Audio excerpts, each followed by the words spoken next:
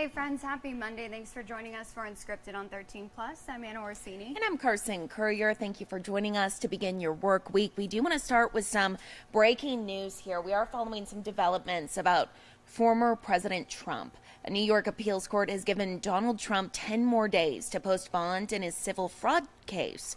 They've also cut down the amount. So it means he now has 10 days to pay a $175 million bond rather than having to pay $464 million today. Now, Trump's attorneys last week argued that it was a practical impossibility to find an underwriter to sign off on a bond amount that high.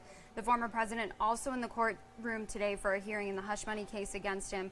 The judge has ruled in that case that trial will start on April 15th, rejecting Trump's request for an additional delay. So this means that it will be the first of Trump's 4 criminal trials to begin, and this one will be starting before the election.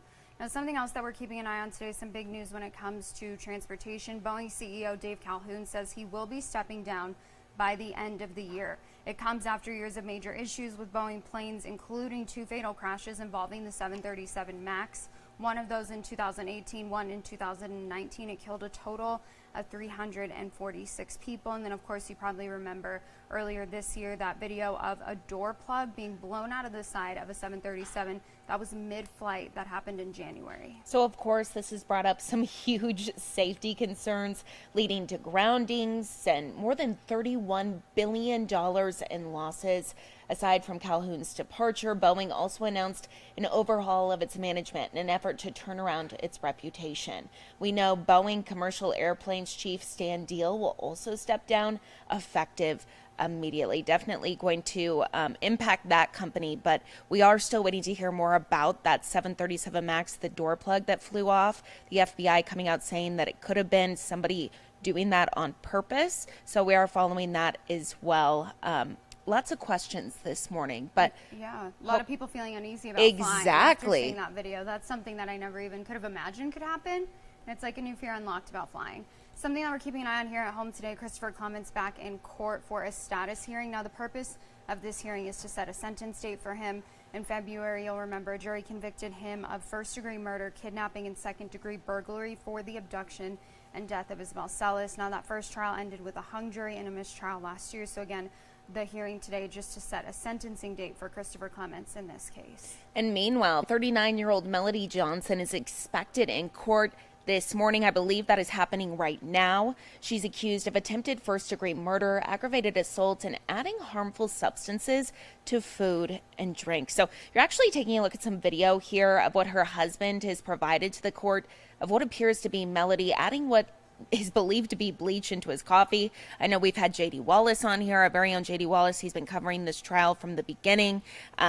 He's been breaking it down for us. We know her husband set up multiple cameras around their residence after he began to suspect something. So definitely something we're going to be following for you. We'll probably have J.D. on here shortly. Within the next couple of days to talk about this. Absolutely, yeah. Something he's keeping a close eye on, covering this trial from start to finish, or this case from start to finish. And again, a plea hearing underway right now. And something else that we are keeping an eye on today, of course, those horrifying videos, pictures coming out of Russia over the weekend, a terror attack that took place there. And we know that some of the suspects in this case actually have been charged. 4 people have been charged. Now, this comes after a concert hall attack killed more than 130 people. Now, those suspects appeared before a Moscow court showing signs of severe beatings as they faced formal charges, formal terrorism charges in this case. One appeared to be barely conscious during that hearing. So a court statement says 2 of the suspects accepted their guilt in the assault after being charged in the preliminary hearing. Though, of course, the men's condition here, it raises a couple questions about whether they were speaking freely. The offense carries a maximum sentence of life imprisonment. The court ordered that the men be held in pretrial custody until May 22nd. So a couple months there. We'll keep watching that for you. We're going to go ahead and take a live look out right now to Mount Lemmon this morning, the general store there. And look at the snowy conditions up on Mount Lemmon. So right now, Catalina Highway is open, but with some restrictions. Only those with 4x4 all-wheel driver chains allowed up. Of course, we'll continue to monitor the road conditions up there. But we do want to switch, take a look real quick. Look how beautiful. Yeah, very beautiful, but it looks very cold up on Mount Bigelow. So heading out for your Monday, definitely a big switch from what we've been seeing weather-wise. We want to go ahead and bring in 13 First Alert meteorologist Corey Kowitz here with us today. kind of tracking some of these changes. I woke up this morning, walked outside, it was wet, it was cold. It was That's all, what I all said, the things yeah. I You were didn't like, want it I to be wanna for go my back Monday. inside. Absolutely. I My know. dog turned right around when he felt those wind Oh, gusts. He Harley. said, "No, thank you, Mom. I'll hold it." Yeah. Yeah, listen, this is what it feels like usually in the dead of winter here. And Yeah. since we're in spring, the beginning stages of spring, we usually don't see temperatures like this. Although it doesn't never happen, it's just so unseasonably cool. We had the snow on top of Mount Bigelow, Mount Lemmon, on top of the Catalinas. And yeah, let's take a live look now at Summerhaven. They just looks like they just plowed the roads there. A nice coating of snow.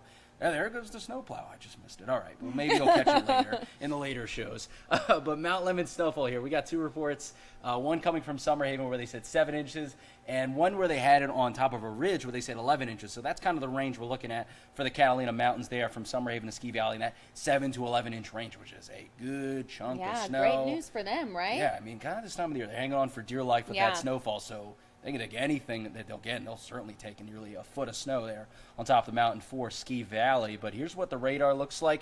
Some of those early morning showers moving off south of the international border. We're just seeing a little cloud cover in the eastern half of the viewing area, moving away from Tucson, looking for the northwest side. Just seeing a few clouds, and we'll see maybe a little cloud cover increase throughout the day, only getting to low to mid 60s, a lot like what we had yesterday temperature-wise. Slight chance of those showers in the afternoon hours, peaking at only a 20% chance, and we'll see those temperatures diminish by the evening hours, clearing out in the 50s. So here's what our chances for rain look like region-wide. It's very scattered with that future first alert radar working in the background there. Timestamp on the top right if you want to follow that too. 20% chance in Tucson. Farther west you go, less of a chance, and a little more of a chance the farther east you go, only peaking at a 30% chance for places like Wilcox and Sierra Vista for today. Yes, the other big thing is those temps.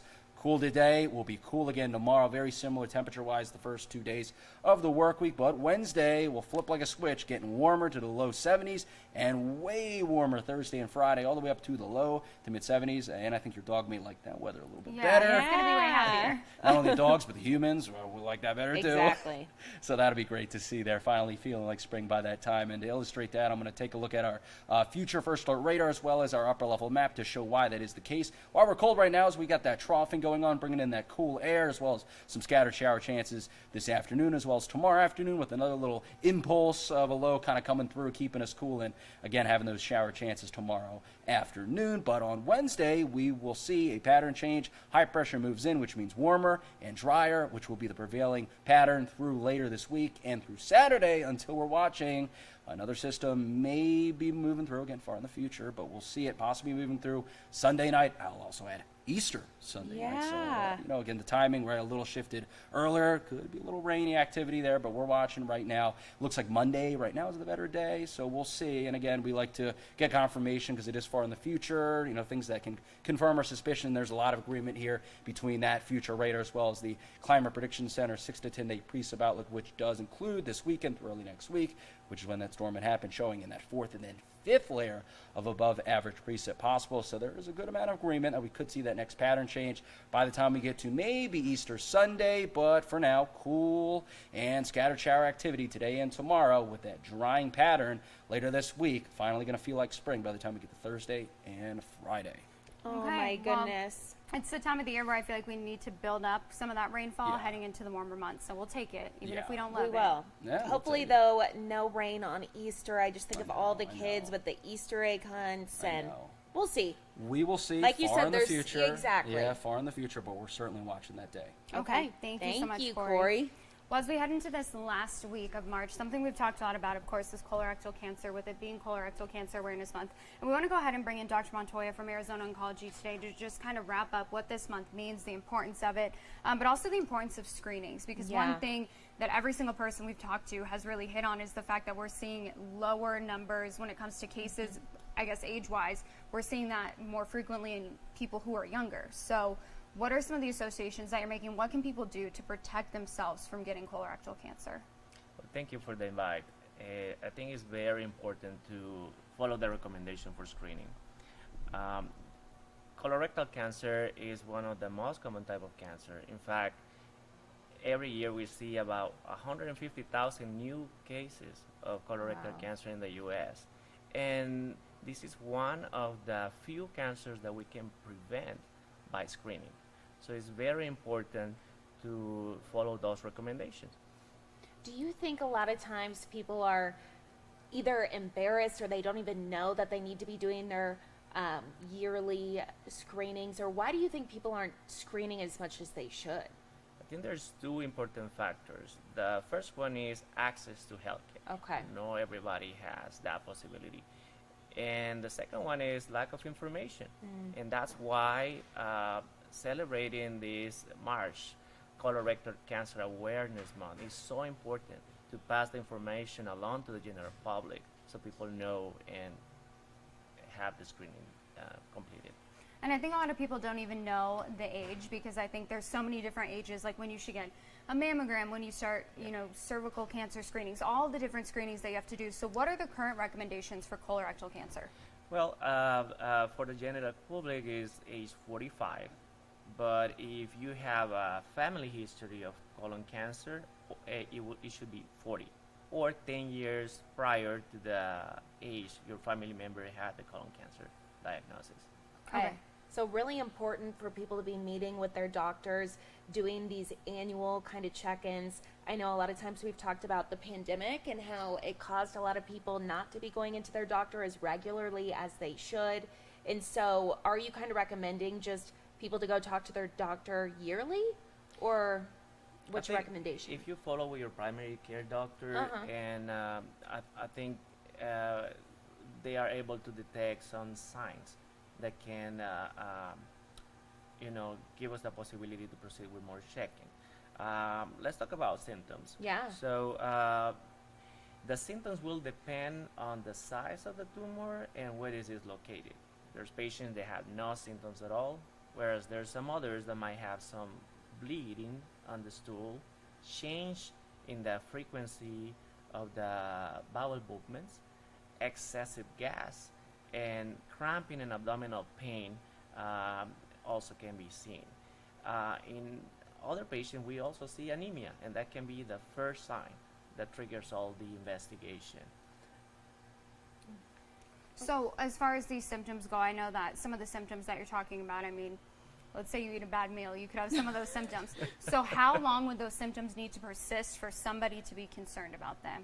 Yeah, usually if you have an infection, that should last for just a few days to a week. And then if you're seeing consistent symptoms that doesn't get better, and in addition to that, you see new things coming up, then that should be concerning. So a couple weeks can be. And in addition, age is another factor. We can see colorectal cancer at any age, but it's more common in patients with age higher than 50. Average for a man is 67, and for a female it should be around 62 years old, approximately. Okay. Anything else that you want to talk about or mention that we didn't ask you already? I think that there's some preventive measures that we can do in addition to screening, and that might include to reduce the intake of red meat, increase fiber, fruits and vegetables, and also decrease the amount of alcohol and smoking. Okay.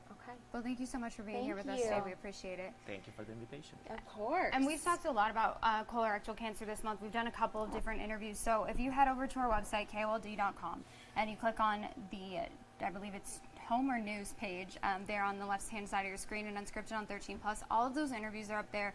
So just kind of to be aware and to round out this month, if you go there, Unscripted on 13+, like Carson's clicking on, you can go through all the interviews that we've done, just kind of raise some awareness, maybe send them to family members, because it's so important to get your screenings. And like all of the doctors that we've spoken to said, this is something that is preventable. So go and watch these interviews, share them with family members, share them with loved ones, and keep having the conversation, not just March, but every single month of the year, to make sure that you and your loved ones are healthy and safe. So Exactly. Again, up on our website right now. And in some better news now, trending this morning, this is so sweet. It looks like man's best friend is also dog's best friend. So the United Kingdom's Douglas Coast Guard Rescue Team says a Newfoundland dog, he's actually right there, the black doggy right there on the left, he helped his golden retriever friend who was struggling in the water. So the black dog got the attention of a good Samaritan, and that person took a boat into the harbor and rescued the dog. I love this story. Me It's too. very sweet. And I watch Facebook videos like this all the time. Like if there's like a blind dog who accidentally falls into a pool, the other dog will pull them out by their collar. Dogs are just so smart, and he was not going to let his buddy get into any trouble in that water. So they're both so handsome. Oh, so handsome. I know. This is super sweet. So as we were mentioning, I actually was traveling earlier this week, well, this whole weekend. And so my doggie, Zona, she went and saw her sister, Rosie, both golden retrievers. And it was so cute, the videos that my friend was sending of just, they didn't want to leave each other's side. Oh, that's Doggy very best sweet. friends. They really care about each other. So I just feel like it's something about dogs, you know? Yeah, they're very sweet. Harley, whenever, because I, traumatize him every time I go to my parents' house every summer. Because I'm like, if you fall in the pool, you need to know where the stairs are. So I'll just Yeah. toss him in the pool from random angles. And every single time I do that, my parents' golden retriever, Oliver, will jump in frantically. Aw. And I'm like, I don't know if you're helping, but I appreciate that you're willing to go in after him. It's very, very So sweet. sweet. Just proof that we don't deserve dogs. I know, we don't. We honestly do not. Moving along now to this super sweet story. So this is something that I think is so cool. There's actually a hotel that they have numerous foster dogs there. And so when people come, I believe it's in North Carolina, when people come and visit the hotel, they can see all these dogs that are up for adoption. And this is what happened to this one senior dog. How sweet. So a woman actually came in, saw the dog. She just lost her dog, and he kind of reminded her of him. So honestly, she thought about it. She didn't adopt him. And then she ended up calling back once she got home because she couldn't stop thinking about this dog. And she adopted him. He's an 8-year-old hound dog mix. And so the shelter there in North Carolina is going to work to bring him to a spot in Tennessee on Wednesday. Okay, because she lives in Nashville. Yes. I believe. And so it's like the kind of halfway point. That's very Isn't sweet. it a cool idea, though? That is really cool. I mean, if I showed up at a hotel and there were foster dogs there, they would all have a new home.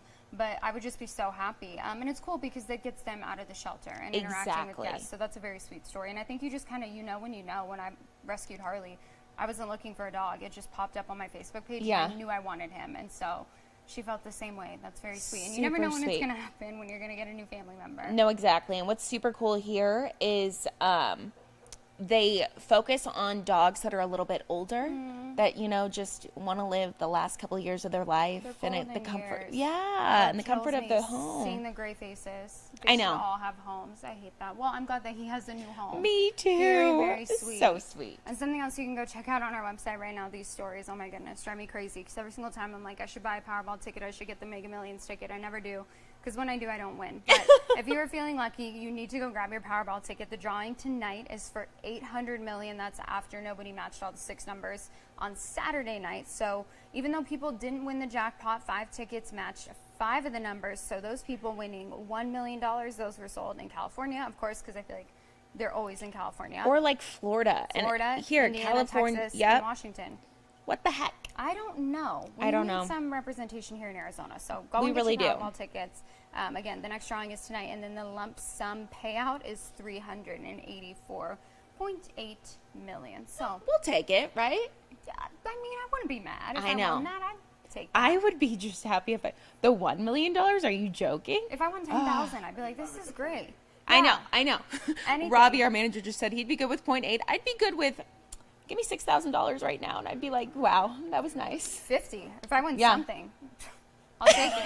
More money than I had before, that's for sure. Exactly. Well, taking a live look out at Mount Bigelow again. Look at those conditions out there. Definitely doesn't feel like it's about to be Easter weekend. No. But like we said, we need it this time of the year. It makes the summer a lot more enjoyable and hopefully less fires. So kind of brave through it. And then the temperatures do warm up heading into midweek before some storms move in again. So good day to sit at home, watch movies, do a whole lot of nothing. Exactly.